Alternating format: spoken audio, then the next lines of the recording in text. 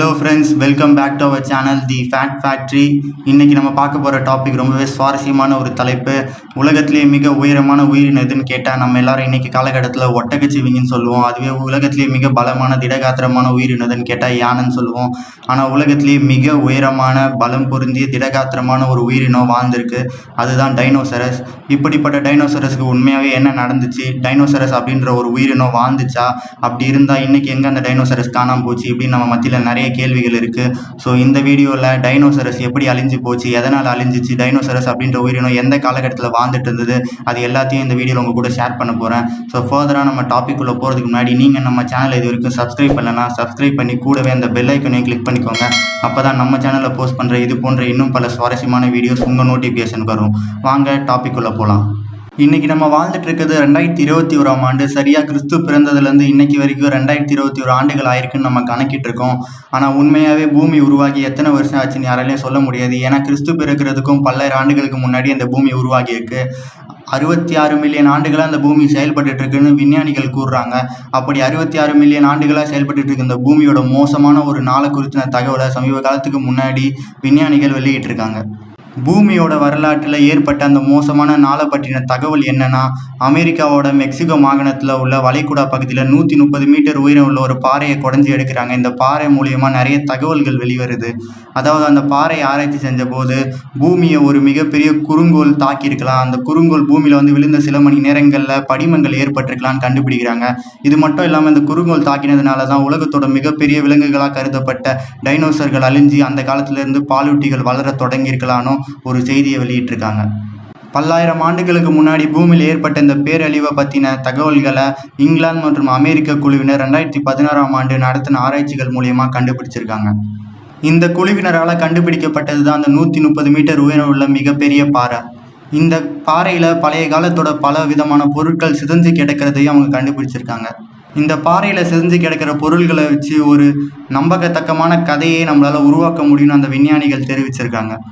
இந்த பாறையில் சிதைஞ்சு கிடந்த பொருட்களை ஆராய்ச்சி செஞ்சது மூலியமாக விஞ்ஞானிகள் கண்டுபிடிச்ச விஷயங்கள் என்னென்னா, 140 மில்லியன் ஆண்டுக்கு முன்னாடி வாழ்ந்த டைனோசரோட எலும்புகளை கண்டுபிடிச்சிருக்காங்க. 30 மில்லியன் ஆண்டுக்கு முந்தைய டைனோசரோட சிதைஞ்ச படிவத்தை கண்டுபிடிச்சிருக்காங்க.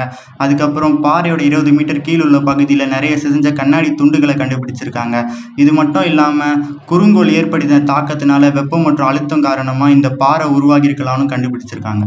இது மட்டும் இல்லாமல் இந்த 130 மீட்டர் அகலம் உள்ள பாறை அந்த காலத்தில் சுனாமி ஏற்பட்டதுக்கான ஆதாரமாக இருக்கணும் விஞ்ஞானிகள் தெரிவிச்சிருக்காங்க.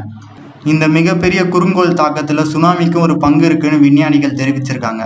இந்த பேரழிவு மொத்தமும் ஒரே நாளில் நடந்திருக்குன்னு டெக்சாஸ் பல்கலைக்கழகத்தோட பேராசிரியரும் கூறியிருக்காரு. பொதுவாகவே குறுங்கோல் தாக்கத்தால் ஏற்பட்ட பாறைகளில் சல்ஃபர்னு சொல்லப்படுற வேதியியல் பொருள் இடம்பெற்றிருக்கும். ஆனால் இந்த பாறையை ஆராய்ச்சி செஞ்சு பார்க்கும்போது சல்ஃபர் எங்கேயுமே காணப்படலை. அது விஞ்ஞானிகளை ரொம்பவே அதிர்ச்சிக்குள்ளாக்கியிருக்கு. அதுக்கப்புறம் சில காரணங்களால் சல்ஃபர் இந்த பாறையை விட்டு வெளியேறியிருக்கலாம், இல்லைனா ஆவியாகி போயிருக்கலான்னு விஞ்ஞானிகள் முடிவு செய்கிறாங்க. இந்த ஒரு மிகப்பெரிய பாறை தான் டைனோசர்கள் வாழ்வு எப்படி முடிவுக்கு வந்துச்சுன்றதை ஆதரிக்கிற ஒரே விடயமாக இருக்குது. இந்த பாறையில் இடம்பெற்றிருந்த மிகப்பெரிய அளவிலான சல்ஃபர் தண்ணியில் கலந்து ஆவியாகி அந்த பகுதியோட வெப்பநிலையை குறைச்சிருக்கலாம். இதனால் டைனோசர்கள் இறந்துருக்கலாம். டைனோசர்கள் மட்டும் இல்லாமல் அந்த காலத்தில் வாழ்ந்த மற்ற விலங்குகளும் மரங்கள், செடிகள், கொடிகள் இது எல்லாத்தோட வாழ்வும் முடிவுக்கு வந்திருக்கலான்னு கருதப்படுது. இதுக்கப்புறம் அமெரிக்க ஆய்வாளர்கள் டைனோசர் தன்னோட முட்டையை எப்படி அடை காத்திருக்குன்ற பண்பை பற்றி ஆராய்ச்சி செய்கிறாங்க. ஆனால் படிமங்கள் ரொம்பவே கம்மியான அளவில் தான் கிடைக்கிது. ஸோ டைனோசர் தன்னோட முட்டையை எப்படி அடை காத்திருக்குன்ற முறையை கண்டுபிடிக்கிறது இந்த ஆராய்ச்சியாளர்களுக்கு ரொம்பவே கடினமான ஒரு விஷயமா இருக்குது. இருந்தாலும் விடாமுயற்சினால டைனோசர் தன்னோட முட்டையை எப்படி அடை காத்திருக்குன்ற பண்பை இவங்க கண்டுபிடிக்கிறாங்க. அதாவது டைனோசர் தன்னோட முட்டையை ஒரு வட்டத்துக்குள்ளே வச்சு வட்டத்துலேருந்து கொஞ்சம் தள்ளி அது உக்காந்து அந்த முட்டையை அடை காக்குமா. தன்னோட உடல் எடை அந்த முட்டையில் பட்டு அந்த முட்டை உடையாத அளவுக்கு புத்திசாலித்தனமாக அந்த முட்டையை அடை காக்குமா. அது மட்டும் இல்லாமல் தன் உடலில் இருக்க வெப்பம் அந்த முட்டையில் பட்டு அந்த முட்டையிலேருந்து டைனோசர் குட்டி வெளியே வரணும் கண்டுபிடிச்சிருக்காங்க. டைனோசர்கள் வாழ்ந்த அந்த ஒரு காலகட்டத்தில் மனுஷங்க இந்த உலகத்தில் வாழ்ந்ததுக்கான எந்த ஒரு ஆதாரமும் இன்னைக்கு வரைக்கும் சரியாக கண்டுபிடிக்கப்படலை. அதை வச்சு பார்க்கும்போது டைனோசர்கள் தான் அந்த ஒரு காலகட்டத்தில் இந்த உலகத்தை ஆட்சி செஞ்சிருக்கலான்னு விஞ்ஞானிகள் முடிவு செய்கிறாங்க. ஆனால் டைனோசரை வாழும்போது டைனோசர் கூட சேர்ந்து இன்னும் பல சிறிய உயிரினங்கள் இந்த பூமியில் வாழ்ந்ததுக்கான ஆதாரங்கள் கிடைக்கப்பட்டிருக்கு. இருந்தாலும் டைனோசர்கள் தான் இருக்கிறதுலே மிகப்பெரிய உயிரினங்களாக இருந்ததுனால பூமியவே இந்த டைனோசர்கள் ஆட்சி செஞ்சிருக்கலான்னு கூறப்படுது. டைனோசர்களே பல விதமான டைனோசர்கள் இருக்குது. அதாவது சிறிய டைனோசர்கள் இந்த பிக்சரில் பார்க்குற மாதிரி இந்த டைனோசர்கள் ரொம்பவே கஷ்டப்பட்டு உணவை தேடும்னு சொல்லப்படுது. ஆனால் இந்த பிக்சரில் பார்க்குற மாதிரி பெரிய உயரமான டைனோசர்கள் என்ன பண்ணுன்னா இந்த சிறிய டைனோசரில் அடித்து அதுவே சாப்பிட்றணும் கண்டுபிடிச்சிருக்காங்க. இந்த வெவ்வேறு விதமான டைனோசர் கூட்டங்களுக்கு இடையே நிறைய சண்டைகள் நடந்திருக்கலாம்னு விஞ்ஞானிகள் ஆராய்ச்சிகள் மூலியமா கண்டுபிடிச்சிருக்காங்க. இப்படி உலகத்தையே தன்னோட கட்டுப்பாடுக்குள்ளே வச்சிருந்த இந்த பிரம்மாண்ட டைனோசர்ஸ் அன்னைக்கு நாளில் ஏற்பட்ட மிகப்பெரிய குறுங்கோல் தாக்கத்தின் போது தன்னோட உயிரை காப்பாற்றிக்கிறதுக்கு அங்கேயும் இங்கேயும் சிதறி ஓடி இருக்கலான்னு விஞ்ஞானிகள் கூறியிருக்காங்க. அப்படி இருந்துமே ஒரு டைனோசர் கூட மிச்சம் இல்லாமல் அந்த மிகப்பெரிய பேரழிவில் எல்லா டைனோசர்ஸும் அன்னைக்கு இறந்து போயிருக்கு. இந்த மிகப்பெரிய தாக்கத்துக்கு அப்புறம் தான் இன்னைக்கு இருக்க பாலூட்டிகளோ நம்மள மாதிரி மனுஷங்களோ உருவாகி இருக்கலான்னு விஞ்ஞானிகள் தரப்புல இருந்து கூறப்படுது. இதெல்லாம் ஒரு பக்கம் இருக்க, இன்னைக்கு உலகத்தோட பல பகுதிகளில் டைனோசர் முட்டைகளை கண்டுபிடிக்கிறதா நிறைய தகவல்கள் வெளியாகுது. இதெல்லாம் அன்னைக்கு நாளில் டைனோசர்கள் தங்களோட முட்டைகளை பெரிய பாறைகளுக்கு அடியில் பாதுகாத்து வச்சிருக்கலாம். அந்த குறுங்கோல் தாக்கத்தின் போது பாறைகள் மூலயமா இந்த முட்டைகள் பாதுகாக்கப்பட்டு மண்ணுக்குள்ளே போயிருக்கலான்னு கண்டுபிடிச்சிருக்காங்க. இதனால தான் இன்னைக்கு உலகத்தோட பல பகுதிகளில் மண்ணுக்குள்ளே இருந்து டைனோசர் முட்டைகளை கண்டுபிடிச்சிட்டு இருக்காங்க. இன்னும் குறிப்பாக சொல்லணும்னா சீனாவில் சமீப காலத்துக்கு முன்னாடி ஒரு டைனோசர் முட்டையை கண்டுபிடிச்சிருந்தாங்க.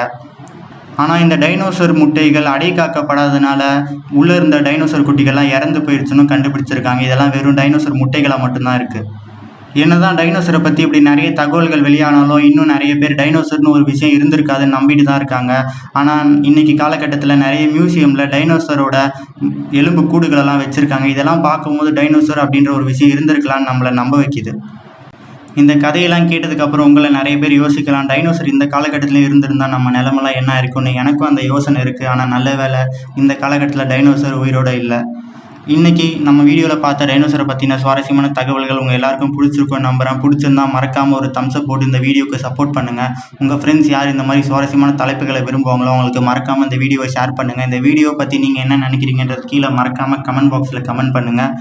நீங்கள் நம்ம சேனலை இது வரைக்கும் சப்ஸ்கிரைப் பண்ணலைன்னா சப்ஸ்கிரைப் பண்ணி கூடவே இந்த பெல் ஐக்கனையும் கிளிக் பண்ணிக்கோங்க. அப்போ தான் நம்ம சேனலில் போஸ்ட் பண்ணுற இது போன்ற சுவாரஸ்யமான மற்றும் உபயோகமான வீடியோஸ் உங்கள் நோட்டிஃபிகேஷனுக்கு வரும். இதே மாதிரி ஒரு நல்ல சுவாரஸ்யமான டாப்பிக்கோட நெக்ஸ்ட் வீடியோவில் மீட் பண்ணுறேன். பாய்.